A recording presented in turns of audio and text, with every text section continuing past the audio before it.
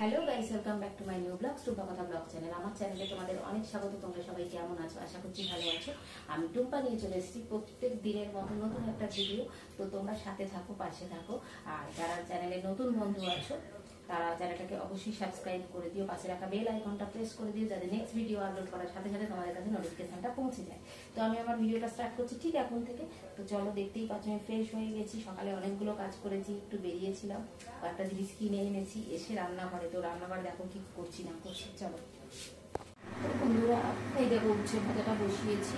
তো উচ্ছে ভাজাটা এবার নামিয়ে নেবো। উচ্ছে হয়ে গেছে, এবার আমি চাপাবো মাংসের আলু দিয়ে দিই। চলো সাথে থাকো।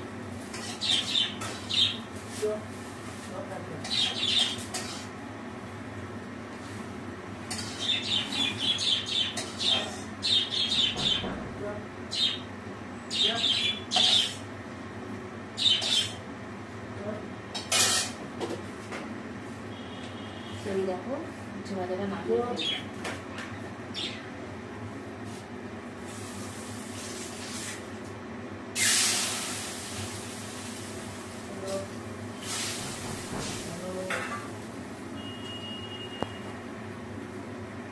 তো বন্ধুরা, এই দেখো মাংস আলু সমস্ত কেটে দিয়েছি। এই দেখো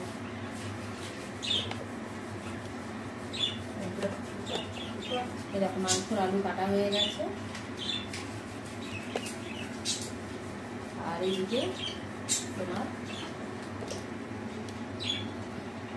কড়াইটা গরম করতে দিয়েছি, এটা তেল দিয়ে মাংসের আলুগুলো ভাজবো। তো বন্ধুরা, এই দেখো আলুগুলো ভাজা হয়ে গেছে। এই দেখো, আর এইদিকে তোমার মাংসটা চাপিয়েছি। তো কষে নিচ্ছি, কষে নিয়ে তারপরে জল দেবো।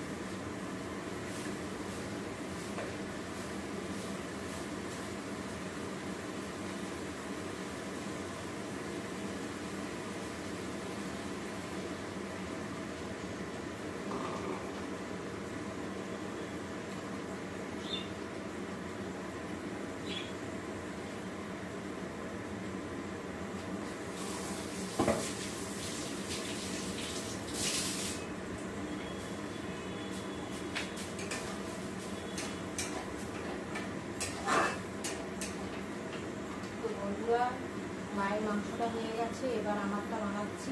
মায়ের তেল ছাড়াই প্রায় করতে হয়, আর আমারটা একটু ভিজ করে করলেও অসুবিধা নেই। তার জন্য এইটা প্রেসার কুকারে সিটি মারতে দিয়েছি, আর এটা হচ্ছে আমার মাংসটা বানাচ্ছি। মানে মাংস এনে আমি হাফ হাফ করে নিয়ে আসি, তারপর ম্যারিনেট করি। একটু দেরি হয় হয়তো, একটু করা নেই, তাকে করতেও ভালো লাগে।